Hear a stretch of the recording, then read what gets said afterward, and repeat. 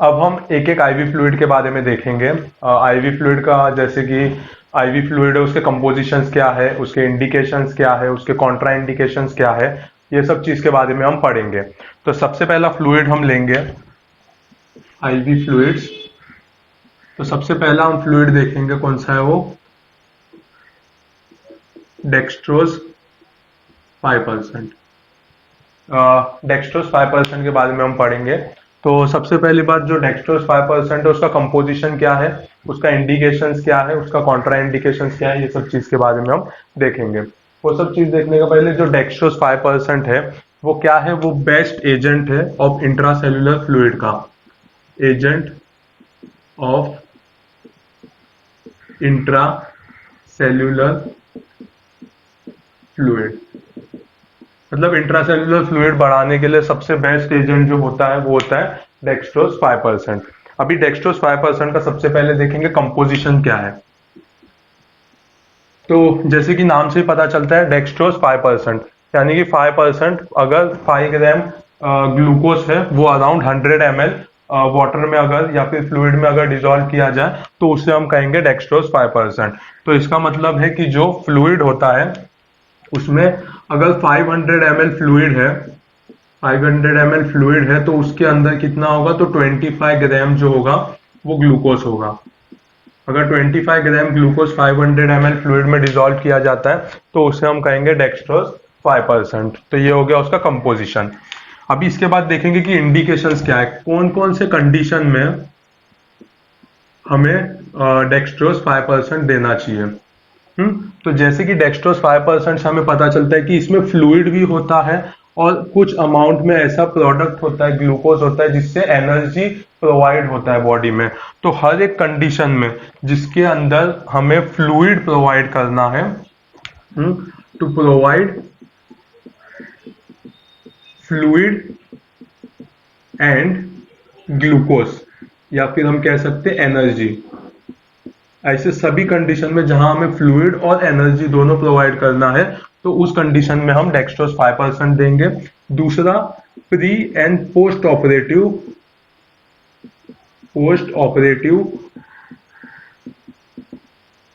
Fluid का replacement. तो pre या पोस्ट ऑपरेटिव में कैसा होता है कि हम पेशेंट को एनबीएम रखते हैं, नील बाय माउथ रखते हैं, कुछ भी मुंह से देते नहीं है। तो उसका जो होता है फ्लूइड रिप्लेस करने के लिए, फ्लूइड का लेवल कांस्टेंट रखने को और उसके बॉडी में एनर्जी प्रोवाइड करने के लिए ये फ्लूइड दिया जाता है, pre and post operative fluid replacement.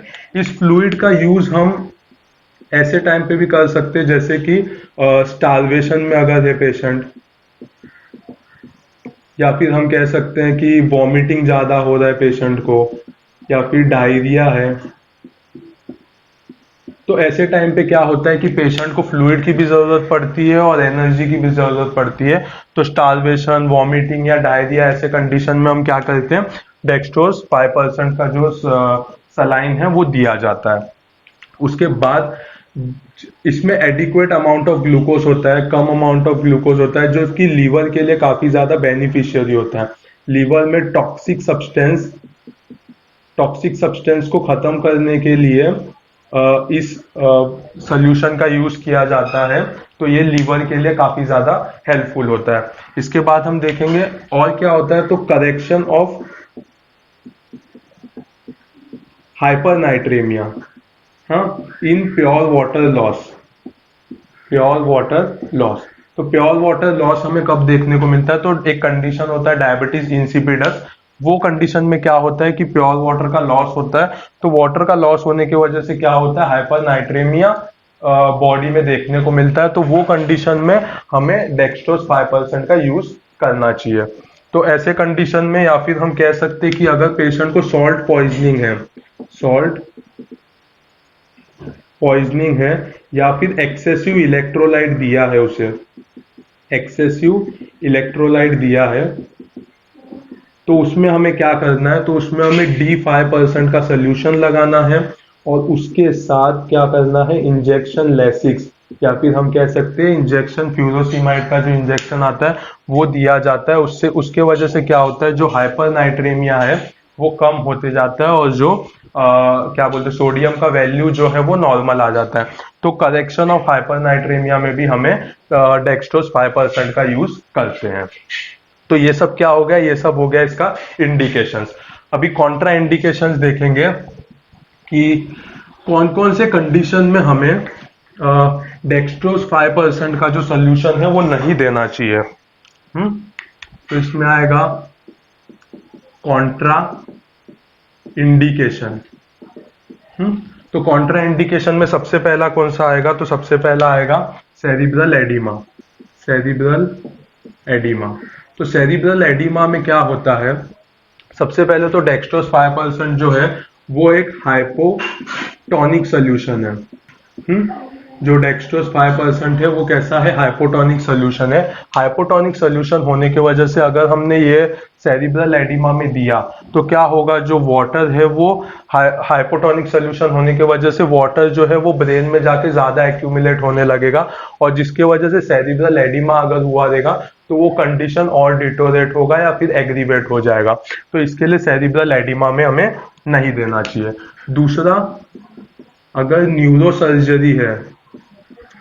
Surgery है, ब्रेन रिलेटेड कोई भी सर्जरी अगर रहेगा तो वो कंडीशन में D5% नहीं देना चाहिए।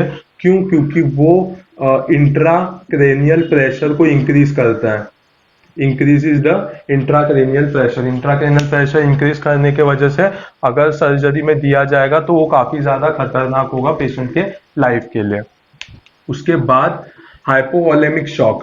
हाइपोवॉलेमिक शॉक, अगर हाइपोवॉलेमिक शॉक में ऐसा नहीं है कि हम नहीं दे सकते, लेकिन ये प्रीफर्ड नहीं किया जाता। क्यों नहीं किया जाता, तो जैसे डेक्सट्रोज 5% सोल्यूशन है, अगर हमने इसे आईवी लाइन से दिया तो ये क्या करता है कि इंट्रावेस्कुलर जो इंट्रावेस्कुलर फ्लूइड है वो बढ़ाने लगता है, और अगर हम ज्यादा अमाउंट में देते हैं तो उसके वजह से क्या होता है, ऑस्मोटिक डायूरेसिस होना चालू होता है, और जो फ्लूइड होता है ऑस्मोटिक डायूरेसिस की वजह से जो फ्लूइड एक्यूमुलेट होता है वो यूरिन के थ्रू बाहर जाने लगता है।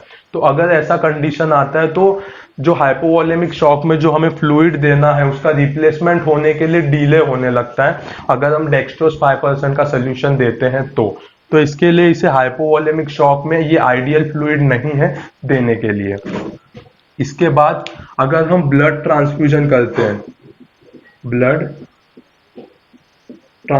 करते हैं तो कभी भी D5% और होल ब्लड जो है वो एक ही आईवी लाइन से, सेम आईवी लाइन से नहीं देना चाहिए।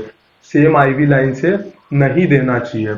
तो क्यों नहीं देना चाहिए, अगर ये दोनों चीज सेम, हाँ अगर आईवी लाइन से हम देते हैं तो उसकी वजह से क्या होगा, क्लम्पिंग हो जाएगा और जो आरबीसीज है, आरबीसीज का क्या होने लगेगा, ब्रेकडाउन होने लगेगा। आरबीसीज का ब्रेकडाउन होने लगेगा और क्लम्पिंग होने लगेगा, गांठ जैसा फॉर्मेशन होने लगेगा। तो इसके लिए ब्लड ट्रांसफ्यूजन में D5% होल ब्लड के साथ नहीं दिया जाता है। उसके बाद अगर पेशेंट हाइपर ग्लाइसीमिया में है, पेशेंट अगर हाइपरग्लाइसीमिया में है तो भी D5% का यूज नहीं किया जाता है। और दूसरा, अगर हम लॉन्ग टर्म D5% का यूज करते हैं तो उससे बॉडी पे क्या इफेक्ट पड़ता है, तो उससे होता है कि पोटेशियम जो है वो डिक्रीज होने लगता है, फॉस्फेट जो है वो भी डिक्रीज होने लगता है, और मैग्नीशियम जो है वो भी डिक्रीज होने लगता है। तो लॉन्ग टर्म अगर हम D5% का यूज करते हैं तो हमें ये बात का भी ध्यान रखना चाहिए कि पेशेंट का पोटेशियम, फॉस्फेट और मैग्नीशियम कितना है। तो इस तरह से ये सारे कंडीशन में क्या करते हैं कि हमें डेक्सट्रोज 5% सोल्यूशन का यूज नहीं करना चाहिए। अब हम देखेंगे electrolyte concentration of body fluid. अगर हम कोई भी सेटअप में काम करते हैं, या फिर वो ओपीडी हो या वार्ड हो या आईसीयू हो, कुछ बेसिक नॉलेज होना काफी ज्यादा जरूरी है। उसमें से एक काफी इंपॉर्टेंट चीज होता है जिसे हम कहते हैं फ्लूइड थेरेपी, यानी कि किस पेशेंट को कितना फ्लूइड देना चाहिए, कितने टाइम के लिए देना चाहिए, ये चीज का नॉलेज होना काफी ज्यादा जरूरी है। अगर हमें इस चीज़ का नॉलेज नहीं होगा और अगर हम किसी वार्ड या ओपीडी या फिर किधर पे भी काम कर रहे हैं और हमारे पास अगर पेशेंट आ जाता है, तो हमें ये अगर नहीं पता होगा कि हमें कौन से कंडीशन में कौन सा फ्लूइड कितने अमाउंट में देना है, तो ये पेशेंट के लाइफ के साथ काफ़ी बड़ा धोखा होगा उसके लिए। फॉर एग्जाम्पल अगर हम देखेंगे कि कोई पेशेंट हमारे पास आता है जो कि जिसको किडनी का प्रॉब्लम है या फिर हम कह सकते हैं जिसे किडनी डिजीज है, और अगर हम उसे बिगर सोचे समझे ज़्यादा फ्लूइड दे देते हैं, तो क्या होता है कि पेशेंट जो होता है वो फ्लूइड ओवरलोड में चले जाता है, उसके बॉडी में जगह जगह पे फ्लूइड एक्यूमुलेट होने लगता है, जिसके वजह से वो ब्रेथलेस होता है और वो उसके लाइफ के लिए काफ़ी ज़्यादा धोखेदायक होता है। या फिर हम कह सकते हैं अगर दूसरे तरीके से अगर कोई पेशेंट हमारे पास आता है जो कि हाइपोग्लाइसेमिया में है, जिसका शुगर कम है, और अगर हमें नहीं पता हो कि उसे शुगर में क्या देना चाहिए, तो फिर उसके ट्रीटमेंट में काफ़ी ज़्यादा डिले होता है। और एक और बात कि अगर हमें ये पता ना हो कि इलेक्ट्रोलाइट कौन सा देना है, तो भी ये काफ़ी ज़्यादा खतरनाक है। जैसे कि अगर हमारे पास कोई पेशेंट आता है जिसको पोटेशियम की कमी हुई है, या फिर हम कह सकते हैं पोटेशियम बॉडी में कम है, और अगर हमें नहीं पता होगा कि उसे हमें कौन सा इलेक्ट्रोलाइट देना है, तो फिर भी उसके लाइफ के साथ काफ़ी ज़्यादा वो धोखादायक होगा, क्योंकि उसे अरिथमियास का प्रॉब्लम हो सकता है। तो ये सब प्रिवेंट करने के लिए हमें फ्लूइड का नॉलेज उतना ही ज़्यादा ज़रूरी है। तो इसी नॉलेज के लिए हम हमारे ऐप पे मोरिया पब्लिकेशन जो ऐप है उस पे हम एक सीरीज लेके आए हैं रिलेटेड टू फ्लूइड थेरेपी। इस सीरीज में हम बताएंगे कि बॉडी में नीड क्या है फ्लूइड का, अलग अलग कंपार्टमेंट कौन से हैं जहाँ पे फ्लूइड होते हैं, इलेक्ट्रोलाइट कॉन्सेंट्रेशन कितना है बॉडी में, उसके बाद जो हमारे मेडिकल फील्ड में काफ़ी सारे फ्लूइड्स है जैसे कि NS है, D5% है, 3% NS है, या फिर D25% है, KCl है, इसका यूज़ कब करना चाहिए, और उसके प्रिकॉशंस क्या है, उसके कॉन्ट्रा इंडिकेशंस क्या है, ये सब चीज़ के बारे में हम पढ़ेंगे। तो आइए हम मिलके मोरिया पब्लिकेशन इस ऐप पे फ्लूइड थेरेपी के बारे में पढ़ते हैं। इसके लिए सिर्फ आपको इतना करना है कि मोरिया पब्लिकेशन का जो ऐप है वो डाउनलोड करना है, वहाँ के जो इंक्वायरी सेक्शन है वहाँ पे एक मैसेज डालना है, उसके बाद हम आपको गाइड करेंगे कि आपको कैसे कैरी फॉरवर्ड आगे करना पड़ेगा। तो आइए हम सब साथ में मिलकर फ्लूइड थेरेपी के बारे में सीखते हैं।